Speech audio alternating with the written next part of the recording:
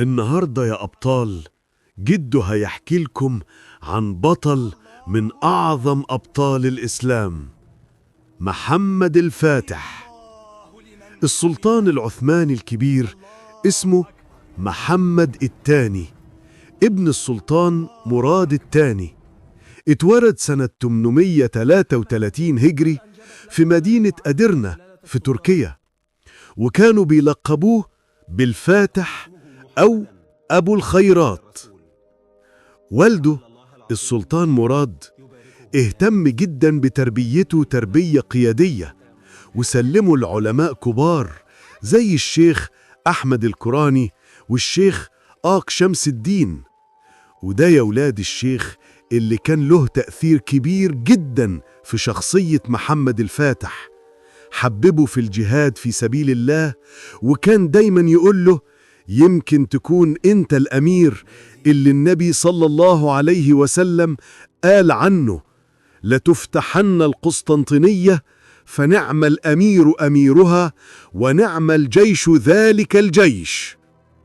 محمد الفاتح كان ذكي جدا، اتعلم القرآن والحديث والفقه، ودرس الرياضيات والفلك، وأتقن كذا لغة، واتدرب على الفروسية وحمل السلاح، وكان عقله واسع ومليان علم وحكمة. محمد الفاتح سلطان الدولة العثمانية، ولما والده توفى مسك الحكم وهو عنده 22 سنة بس، وكان شاب قوي وعادل في حكمه. بدأ ينظم إدارة الدولة وبنى مئات المساجد اللي لسه موجودة لحد النهاردة، وشيد مدارس ومعاهد كتير، وابتدى يجهز جيش ضخم عشان يكمل فتوحات المسلمين. وكان حلمه الكبير يا ولاد إنه يفتح القسطنطينية اللي النبي صلى الله عليه وسلم بشر المسلمين بفتحها. فتح القسطنطينية اللي هي اسطنبول دلوقتي. من زمان قوي يا حبايبي، والخلفاء المسلمين بيحاولوا يفتحوا القسطنطينية، بس محدش كان بينجح. لكن محمد الفاتح قال: أنا اللي هحقق البشارة دي بإذن الله. فجهز جيش ضخم حوالي 250,000 مجاهد، وغرس فيهم روح الجهاد، وقال لهم: إحنا الجيش اللي النبي صلى الله عليه وسلم مدحه. وبنى قلعة كبيرة اسمها روميلي حصار على مضيق البوسفور عشان يتحكم في مرور السفن من وإلى القسطنطينية. وصنع مدافع ضخمة جدا، أكبرها المدفع العثماني العملاق اللي وزنه مئات الأطنان وبيتحرك بمئات الثيران. وفي سنة 557 هجري وصل السلطان محمد الفاتح بجيشه الضخم لمحيط القسطنطينية، ووزع جيوشه حوالين الأسوار، ونشر السفن في البحر من كل ناحية. بس كانت في منطقة صعبة جدا اسمها القرن الذهبي. البيزنطيين كانوا قافلينها بسلاسل حديدية ضخمة، منعين أي سفينة عثمانية تدخل.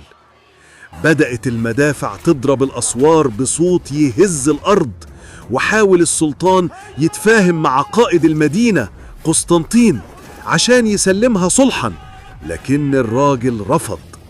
فاستمرت الحرب أيام طويلة، سقط فيها آلاف الشهداء من المسلمين، وبرضو آلاف من جنود العدو.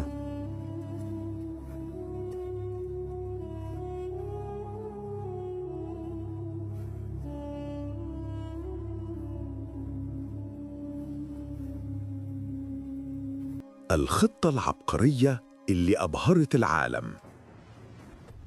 وفي وسط القتال جات لمحمد الفاتح فكرة غريبة جدا. قال: طب ما نعدي السفن برا بدل البحر.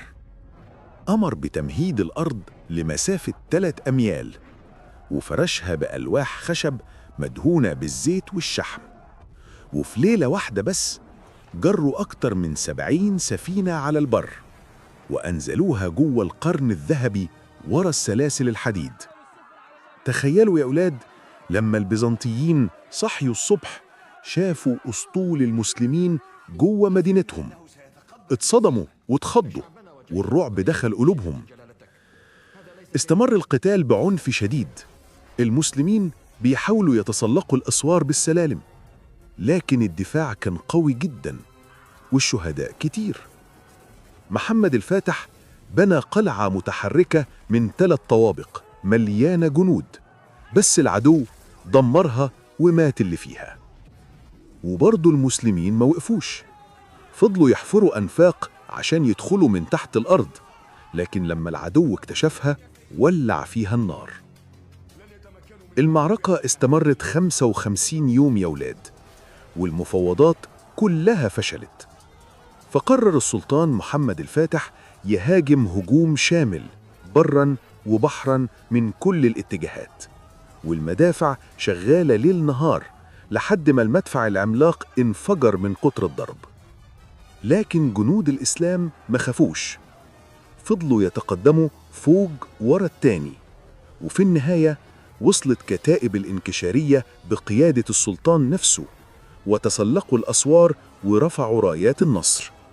في اللحظة دي قسطنطين القائد البيزنطي بدل هدومه ونزل المعركة وقاتل لحد ما اتقتل، وبموته انهارت معنويات جنوده، ودخل المسلمون المدينة بالتكبير: الله أكبر الله أكبر.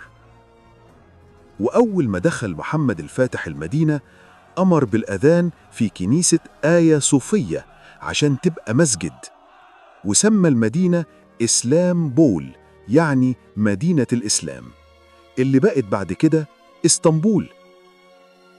وسبحان الله يا ولاد، محمد الفاتح كان عادل ورحيم جدا، سمح للنصارى اللي في المدينة يعيشوا بسلام ويمارسوا عبادتهم بحرية، لدرجة إنهم شهدوا له بالرحمة والعدل. وفاة السلطان محمد الفاتح. حكم السلطان محمد الفاتح حوالي 30 سنة، قضى فيها على الإمبراطورية البيزنطية تماماً، ووحد ممالك الأناضول، وفتح آسيا الصغرى والبلقان والقرم، ووصلت فتوحاته لحد إيطاليا. لكن وهو في طريقه للجهاد تعب جداً ومرض، وتوفى سنة 886 هجرياً، وفي روايات بتقول إنه تسمم. ولما مات أوروبا كلها فرحت، والبابا أمر إنهم يصلوا صلاة شكر 3 أيام. لكن المسلمين لحد النهاردة بيفتكروا اسمه بكل فخر، لأنه البطل اللي حقق نبوة النبي صلى الله عليه وسلم، وسموه محمد الفاتح.